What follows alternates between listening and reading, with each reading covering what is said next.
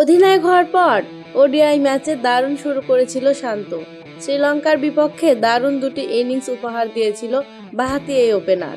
তারপরে যেন ফিরে পেয়েছে তার চিরচেনা ফর্ম। জিম্বাবুয়ের বিপক্ষে টানা 4 ম্যাচে ব্যাকফুটে শান্ত।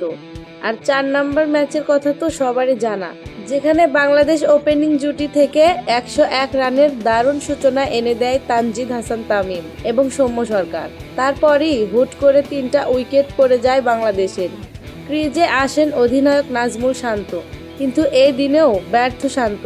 7 বলে 28 স্ট্রাইক রেটে 2 রান করে সে। তাতে বাংলাদেশের কোনো আক্ষেপ নেই। আক্ষেপ একটাই, সে কি দলের অধিনায়ক নাকি অন্য কিছু? যদি তাই হয়ে থাকে তাহলে অধিনায়ক হওয়ার কোনো যোগ্যতা নেই তার। শান্তর এমন ফর্মে বিরক্ত দলের হাইকমান্ড। তারা বলেছে এরকম চলতে থাকলে শান্তকে অধিনায়ক থেকে সরানোর চিন্তা করবে তারা। কারণ শুধু অধিনায়ক হয়ে বসে থাকলেই তো হবে না, সাথে তার দায়িত্বটাও পালন করতে হবে। এমনি এমনি তো তাকে দলে রাখা যাবে না।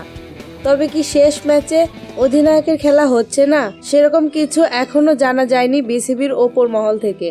তবে এটা সত্য, যদি শেষ ম্যাচে ভালো কিছু না করতে পারে তাহলে বিশ্বকাপের মতো বড় আসরে তার আর দায়িত্ব পালন করা হচ্ছে না। তার জন্য আমাদের অপেক্ষা করতে হবে আগামীকালের ম্যাচ পর্যন্ত। মোসাম্মদ মুন্নী ইসলাম, স্পোর্টস টাইম, ঢাকা।